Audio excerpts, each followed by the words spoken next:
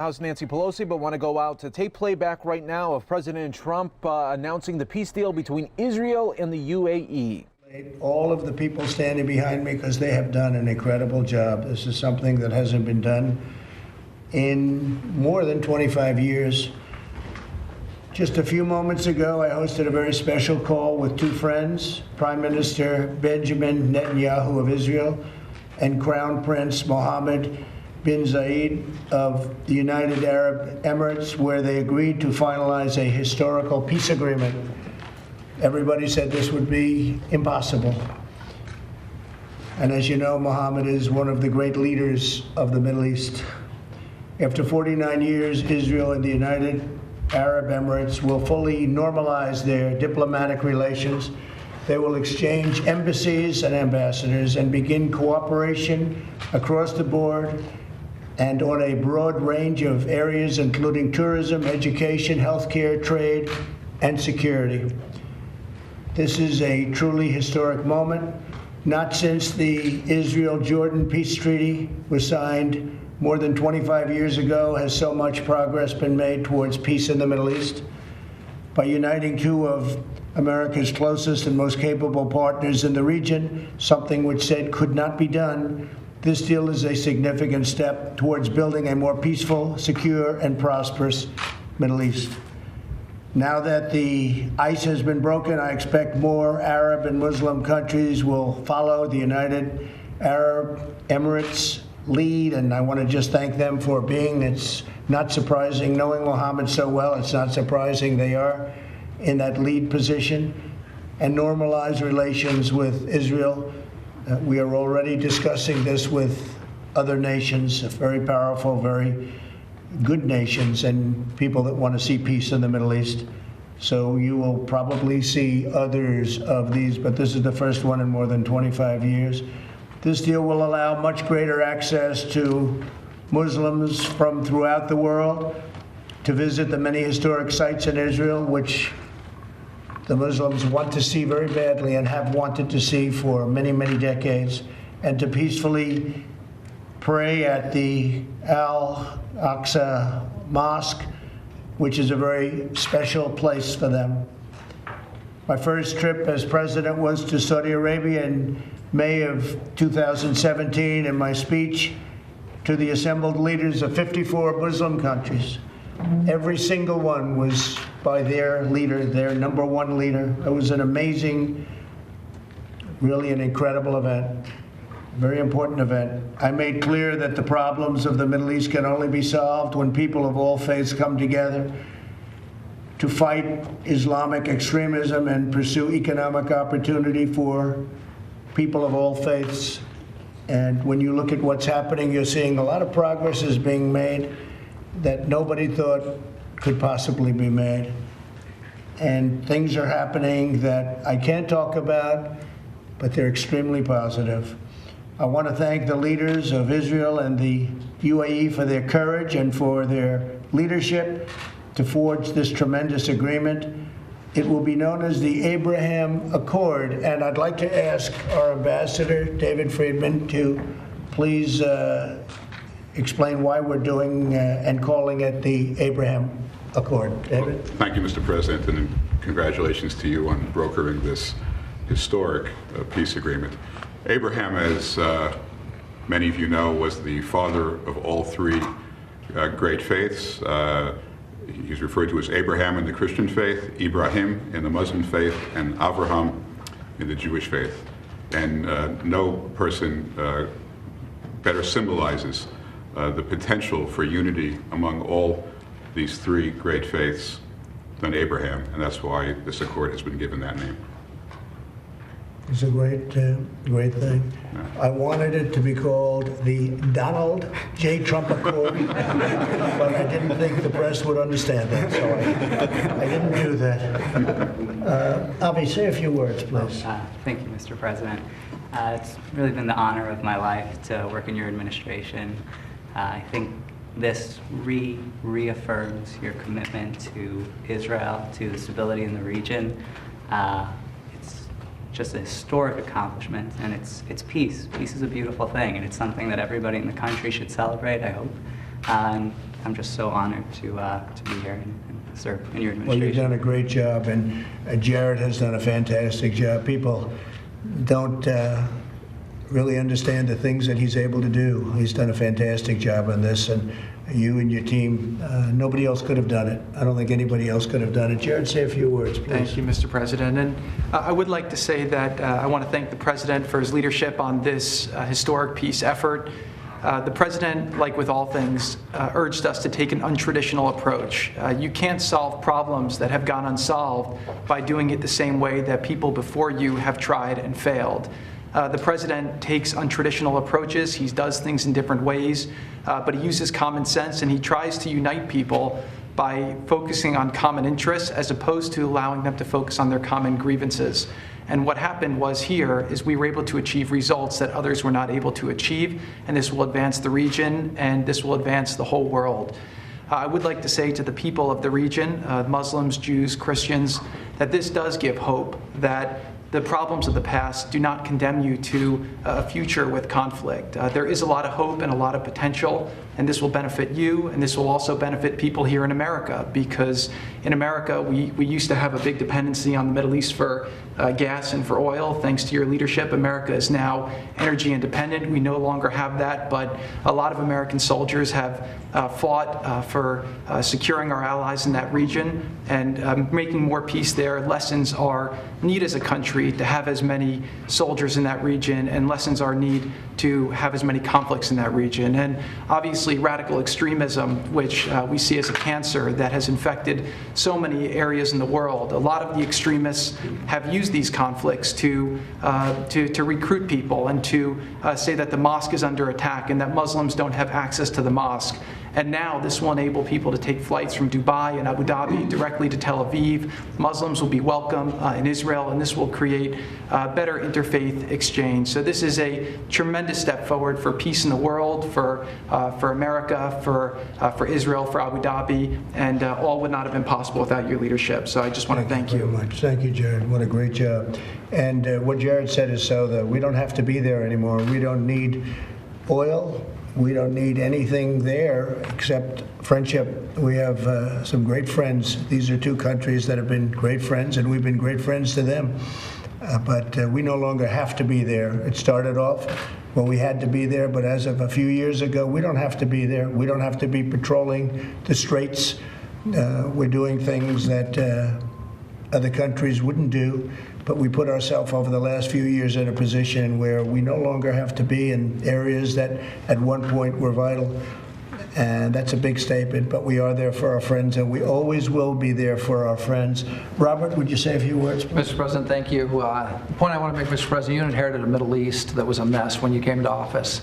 And this is one more historic step in bringing peace to the Middle East.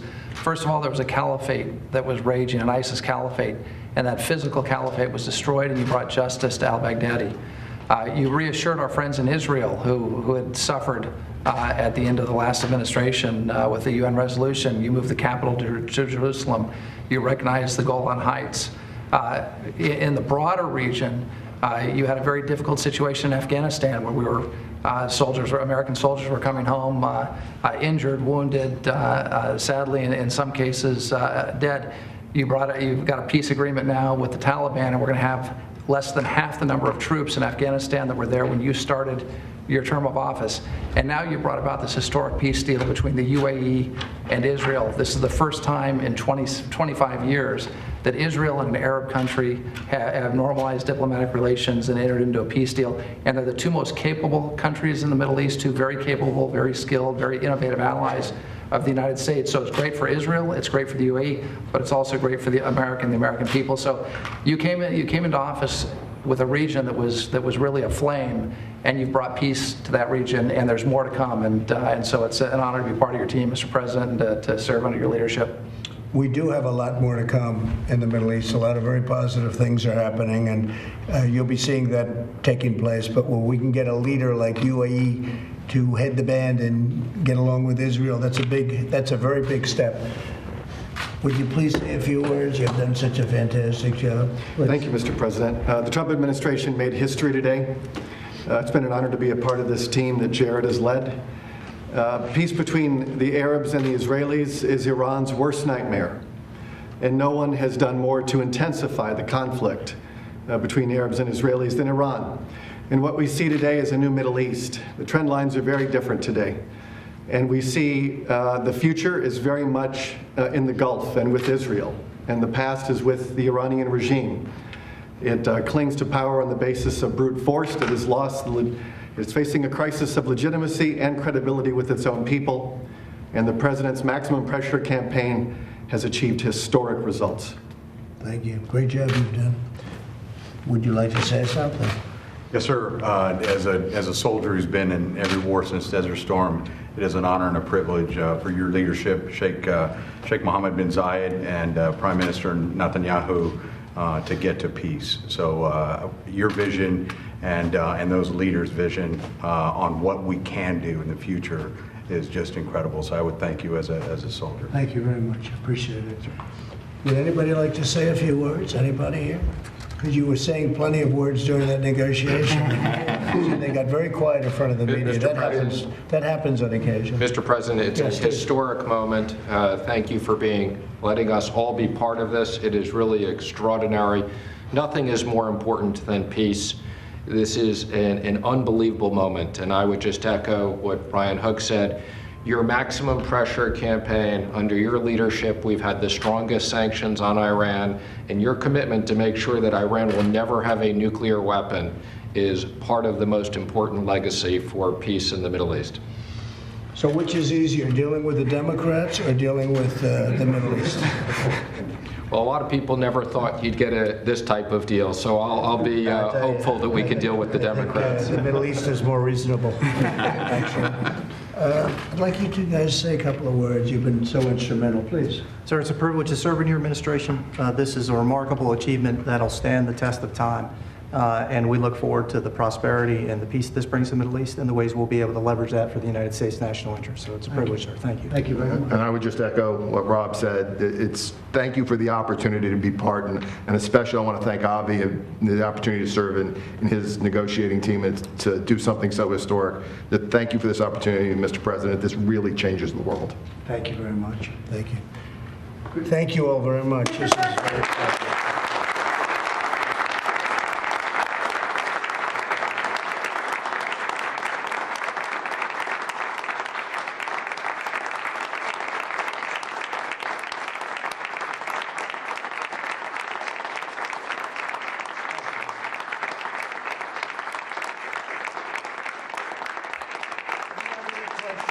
Do you have any questions on this? Mr. President, Could you just describe the tenor of the conversation you had with the two other leaders? Was there any hesitation on their part to reason this deal? No, it was like and love. It was a tremendous relationship has been built up over the last, I would say, year. Before that, it was very tense, as everything in the Middle East is. It's very tense. It's a very tense place. But it's becoming less tense, and I have great relationships with all of the leaders, and some are enemies against each other, and I get along with both. That's, I guess, the big thing. People don't understand that about me. I've gotten along. Remember when I was elected, they said the war will start with somebody within days, and I've kept us out of war. You look at North Korea, everybody said, including President Obama, that's the biggest problem. Everybody said you'd be at war. Well, we're not at war. You would have been at war if I wasn't elected. It was somebody else. No, we're doing very well in the Middle East, and I'll tell you what, it's been an incredible thing. But no, it was tense, but the relationship has become a very good one between UAE and Israel, and also with other countries, many other countries. And I think you'll be seeing some very exciting things, including ultimately with the Palestinians. I think that's going to be happening at some point, because it makes a lot of sense for them to let it happen. do you support annexation of Palestinian land by Israelis at this point? Well, we're talking to Israel about that right now, actually. What about the snapback option on Iran? Do you support that? Oh, you really know your stuff, don't you? Well, we're not going to talk to you about that. We're going to work something out, and then we'll talk after it's completed, but it'll be a very satisfactory. Why now did they come to an agreement? We've been working on this for a long time. It's been a labor of love for a lot of the people in this room, and a lot of them love Israel. And a lot of them love the Middle East, and they love the countries that we're talking about, like UAE as an example, standing right here. And it's been a labor of love. They know it has to happen. And I don't want to be speaking too much about it, but if you look what's happened since I broke up that ridiculous Iran nuclear deal, money isn't going to some horrible, horrible groups, and you haven't seen the kind of terrorism that you saw before. Now, I don't like saying it, because all of a sudden they'll say we've got to do something, but you know what? They're not getting money because Iran isn't giving money, and I appreciate that. But Iran is going through very difficult times, and I appreciate that. And I'll say this, and I can say it very publicly, that if I win the election, I will have a deal made with Iran within 30 days. They'll make a very fast deal. They're dying to make a deal, but they'd much rather negotiate with sleepy Joe Biden than with us. Why would Joe? But we'll be having a deal made very, very quickly. But you know, rightfully they're waiting till after the election because there's nothing China, Iran, Russia, all of them would like to see more than have Trump be defeated where they can deal with Joe Biden, because that would be like a dream. And this was something that was very exciting. We thought this would be the first country. He's a great leader. Mohammed's a great leader. And we're very happy that he was the first country, I would say. And you're going to see many other things happening in the Middle East over a fairly short period of time. But this is the first time in more than 25 years. And UAE is big stuff. The UAE is very powerful, very strong, has one of the strongest militaries. It's big stuff. Do you know when the delegations are going to meet specifically? Very soon. I guess they'll be setting up the meetings. Do you have any time? I think the next several weeks, Mr. President. Then we expect that there will be a meeting here at the White House with the leaders. There'll be an official signing at the White House over the next few weeks. Okay? And other than that, we'll meet you at 5:30 or so. We'll talk and we'll actually take one of your questions. Okay? All right, guys.